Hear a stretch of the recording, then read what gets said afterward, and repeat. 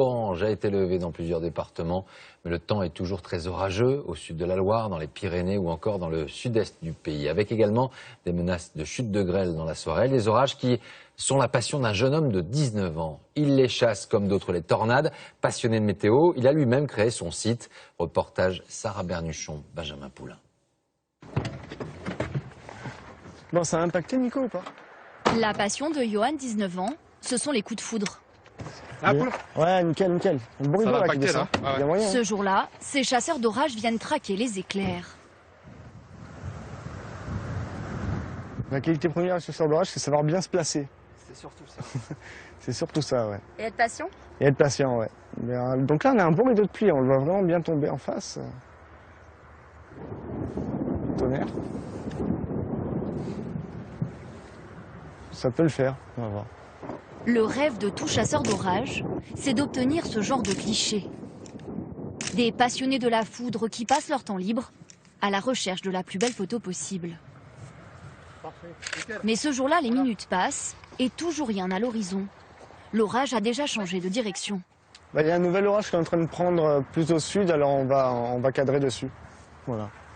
Et s'ils arrivent à suivre les orages à la trace, c'est grâce à ce drôle de bruit sur une simple radio. Voilà, donc ça, le petit crépitement, c'est parce que ça commence à se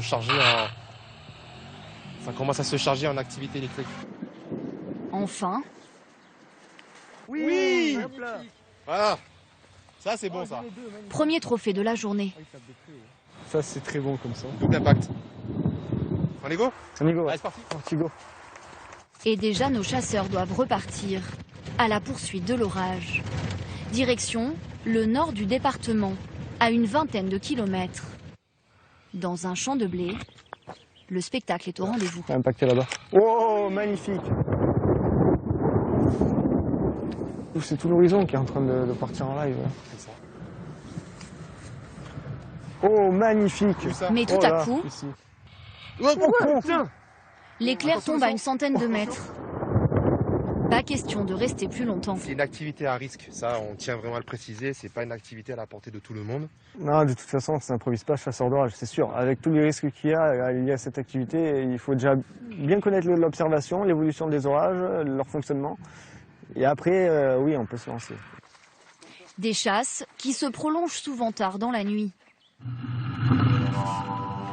Mais quand enfin ils parviennent à capturer ce quart de seconde tant convoité, le résultat est à couper le souffle. Mais Johan ne traque pas les orages que pour la beauté du spectacle. Savoir les localiser permet de les anticiper. Alors, il a une quinzaine de stations météo dans tout le département, comme au milieu de la forêt, chez ce propriétaire de gîte. Ouais, là on est à 27, on était à 29 tout à l'heure, tu vois, et 12 matin, le vent qui est en train de monter un peu. Il n'y avait pas de station officielle ici, donc notre réseau vise à justement installer des stations là où il en manque, et particulièrement pour les prévisions des crues, les suivis des coups de froid, des coups de chaud, des tempêtes, tout ça. Des prévisions bien utiles pour éviter les catastrophes.